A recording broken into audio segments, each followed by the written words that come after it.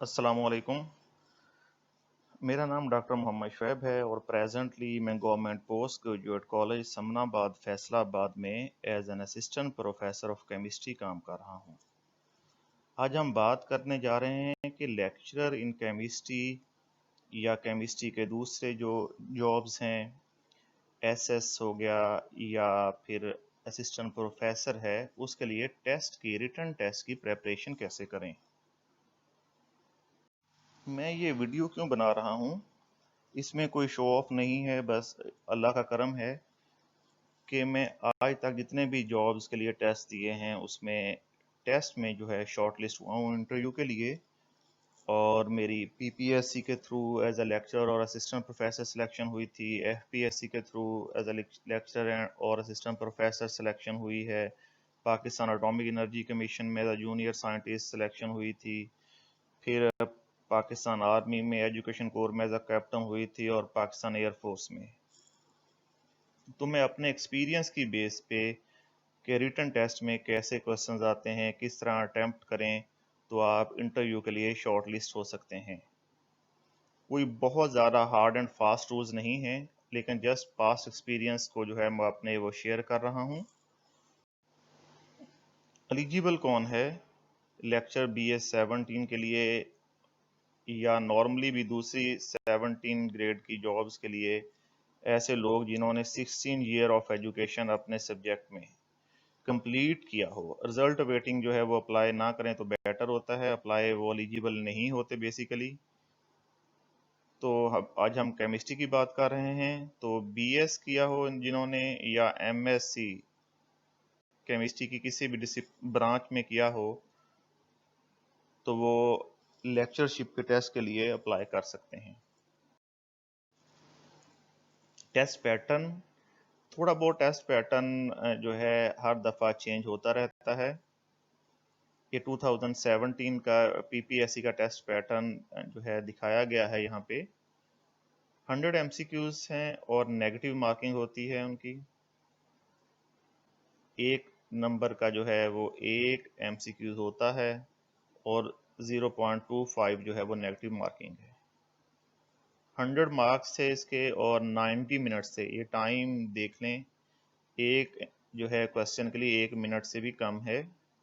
उसमें 80 क्वेश्चंस जो हैं वो केमिस्ट्री के थे 80 मार्क्स के, और बाकी जो 20 हैं वो इंग्लिश, जनरल नॉलेज, जिसमें करंट अफेयर, पाक स्टडीज, एवरीडे साइंस, समटाइम कुछ उर्दू के एक दो क्वेश्चन के ये नज़म किसने लिखी, ये किताब किसने लिखी, या कोई मैथ्स की रीजनिंग जो बेसिक मैट्रिक लेवल की होती हैं वो थे। इसमें ज़्यादा फोकस केमिस्ट्री भी होगा क्योंकि बाकी जो है उसकी प्रेपरेशन करना कोई इजी नहीं है। वो आप डेली लाइफ में with the passage of time, age के साथ साथ वैसे ही कुछ बातें सीखते रहते हैं, सुनते रहते हैं। और FPSC federal public service commission जो कि पूरे पाकिस्तान से जहाँ पे एलिजिबल कैंडिडेट अप्लाई कर सकते हैं, उसमें 100 एमसीक्यूज होते हैं लेकिन नेगेटिव मार्किंग नहीं होती। तो उसमें ये है कि आप जो है 100 के 100 एमसीक्यूज आपको अटेम्प्ट करने चाहिए और इसके लिए 100 मिनट्स होते हैं। और इसमें 50 मार्क्स जो हैं वो केमिस्ट्री के होते हैं, 30 जो है वो एजुकेशन के होते हैं, जिसे हम बीएड या एमएड कहते हैं। इसके लिए भी कोई एग्जैक्ट सिलेबस नहीं है और इसमें कुछ जर्नल क्वेश्चंस भी होते हैं। फॉर एग्जांपल कंप्यूटर से रिलेटेड, सॉफ्टवेयर क्या है, हार्डवेयर क्या है, इस तरह के क्वेश्चंस भी मैंने देखे हैं। और 20 नंबर जो हैं वो इंग्लिश के होते हैं, वो भी जर्नल या सिंपल इंग्लिश जो हम एफएससी में या बीएस या बीएससी में पढ़ते हैं, वो मोर देन सफिशिएंट होती है। जहाँ पे एमसीक्यूज की नेगेटिव मार्किंग हो, वहाँ पे अगर 4 ऑप्शंस हैं और आपको चारों में से एक भी क्लियर नहीं है, तो वहाँ पे मेरा अपना ज़ाती ख्याल है कि वहाँ पे रिस्क नहीं लेना चाहिए। और अगर हमें ये आइडिया है कि ये दो हैं, इन दोनों में से कोई एक हो सकता है, तो वहाँ पे टिक करने का रिस्क लिया जा सकता है कि वहाँ पे चांसेस जो हैं वो बढ़ जाते हैं हमारे। तो सबसे पहला रूल जो है, ये 2 रूल्स हैं इनफैक्ट। मार्केट में बहुत सी बुक्स अवेलेबल हैं, बड़ी अच्छी जो है पब्लिशर्स की बुक्स अवेलेबल हैं एमसीक्यूज पे, लेकिन कभी भी एमसीक्यूज वाली बुक नहीं पढ़नी। Never read any book of MCQs, ये सबसे पहला रूल है। और दूसरा जो है, स्टार्ट फ्रॉम टुडे। अगर आपने जॉब लेनी है, कोई शॉर्टकट्स नहीं हैं जॉब्स के लिए कामयाबी के, आप सबको पता है कि शॉर्टकट्स नहीं होते, तो आज से ही प्रेपरेशन स्टार्ट कर दें। ये नहीं है कि वैकेंसीज या जॉब्स अनाउंस होंगी, फिर अप्लाई करेंगे, उसके बाद जो है प्रेपरेशन स्टार्ट करेंगे, ऐसा नहीं होना चाहिए। अब हम आते हैं अपने टॉपिक, मेन जो है उसका पार्ट है कि सिलेक्टिव स्टडी अगर आपने करनी हो केमिस्ट्री की, तो क्या क्या चीज़ें देखनी चाहिए। सबसे पहले है कि हमारी जो एफएससी की बुक्स हैं, दोनों बुक्स फर्स्ट ईयर और सेकेंड ईयर की, वो सबसे इम्पोर्टेंट हैं और उनके कॉन्सेप्ट्स आने चाहिए। याद होना अलग बात है, कॉन्सेप्ट्स होना अलग बात है। तो आपको एफएससी की बुक्स के अगर कॉन्सेप्ट्स हैं सारे, तो इससे भी टेस्ट आपका क्लियर होने के चांसेस बढ़ जाते हैं। सिर्फ इतना ही कर लिया जाए कि जो वहाँ पे स्टेटमेंट है उसके पीछे कॉन्सेप्ट्स क्या है, उसकी डेरिवेशन क्या है, ये सब चीज़ें आपको कॉन्सेप्चुअल स्टडी होनी चाहिए। फिजिकल केमिस्ट्री ये सबसे इम्पोर्टेंट है। इसमें electrochemistry, surface chemistry, chemical kinetics, chemical thermodynamics, atomic structure, solids, liquids and gases, ये वाले चैप्टर कर लिए जाएं।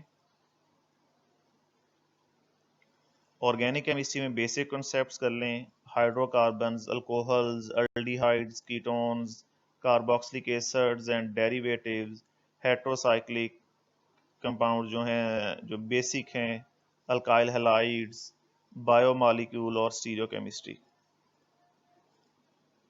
फिर इनऑर्गेनिक केमिस्ट्री में chemical bonding, d block elements, chemical bonding में थ्योरीज आ जाएंगी, VSEPR, MOT, VBT, hybridisation. D block elements में ट्रांजिशन मेटल्स जो हैं उनकी थ्योरीज हैं और जो है उनकी कुछ प्रॉपर्टीज आ जाती हैं। केमिकल इंडस्ट्रीज में सीमेंट इंडस्ट्री है, पेपर इंडस्ट्री है, सोडियम कार्बोनेट प्रेपरेशन और ग्लास इंडस्ट्रीज हैं। ये बेसिक्स जो हैं ये चैप्टर वाइज में लिखा हुआ है। ये जो आजकल जिस पे बहुत ज़्यादा वैसे भी रिसर्च वगैरह हो रही है और कुछ ना कुछ क्वेश्चंस जो हैं वो टेस्ट वगैरह में भी पूछ लिए जाते हैं। इवन के एफपीएससी ने नैनो केमिस्ट्री जो है वो सिलेबस में भी मेंशन किया हुआ है। एनवायरमेंटल केमिस्ट्री और नैनो केमिस्ट्री, इसका इंट्रोडक्शन कर लिया जाए। उसके अलावा एनालिटिकल केमिस्ट्री में सेपरेशन टेक्निक्स और स्पेक्ट्रोस्कोपी की जस्ट बेसिक्स। एडवांस स्पेक्ट्रोस्कोपी से कभी क्वेश्चंस नहीं पूछे जाते और क्रोमेटोग्राफी की टाइप्स और बेसिक्स जो हैं वो भी आपको अच्छी तरह आनी चाहिए।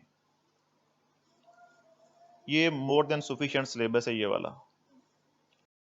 नेक्स्ट भी यही है जो हम पहले देख चुके हैं, वही नेक्स्ट दोबारा बताया गया है तकरीबन, कि कंप्लीट सिलेबस। अगर आप उसी सिलेबस को थोड़ा सा और डिटेल में करना चाहते हैं, तो पहली बार वही है एफएससी या हायर सेकेंडरी स्कूल सर्टिफिकेट की जो टेक्स्ट बुक्स हैं हमारे पास, वो हमारी फिंगर टिप्स पे होनी चाहिए विद कॉन्सेप्ट्स। उसके अलावा फिजिकल केमिस्ट्री सबसे इम्पोर्टेंट है और कंप्लीट प्रेपरेशन के लिए ग्रेजुएशन लेवल बुक्स जो हैं हमारे पास वो मोर देन इनफ हैं। फिजिकल, ऑर्गेनिक, इनऑर्गेनिक, इसके अलावा एनालिटिकल की कुछ आ जाएंगी, वो हमारी कुछ बुक्स में इनऑर्गेनिक में ही मर्ज किया हुआ है। अप्लाइड केमिस्ट्री के कुछ जो चैप्टर्स हैं वो इनऑर्गेनिक केमिस्ट्री में मर्ज किए हुए हैं। फिर इसमें स्पेक्ट्रोस्कोपी और क्रोमेटोग्राफी के भी आपको बेसिक्स आनी चाहिए। यहाँ पे भी ये भी डिटेल में पढ़ने की यहाँ पे भी बहुत ज़्यादा ज़रूरत नहीं है। अभी हम जस्ट टेस्ट की बात कर रहे हैं, इंटरव्यू की बात नहीं कर रहे, लेकिन तकरीबन हर इंटरव्यू में स्पेक्ट्रोस्कोपी और क्रोमेटोग्राफी के बारे में भी क्वेश्चंस पूछे जाते हैं। इंटरव्यू के बारे में हम बाद में बात करेंगे। और मैक्सिमम सिलेबस जो है वो एफएससी का है और बीएस का सिलेबस। बीएस का अगर आप पूरा सिलेबस कर लें